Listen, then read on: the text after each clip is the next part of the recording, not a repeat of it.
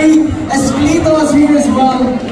Coming from Can't Buy Me Love. Ako po, magpapagutom na ako sa iyo, Byrie. Byrie, ano ba yung gusto mong sabihin sa lahat ng mga members or actually potential members ng Mighty Queen? I have a lot to say, honestly. Pero, ito sasabihin ko is for general na kasi, of course, you guys are your own individuals. Ayan, so ang masasabi ko lang ay always be genuine. Know your purpose, bakit kayo sumali sa PBB, di ba?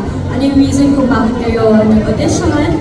And, of course, it's cliche to say it, but always be yourself and put your best foot forward.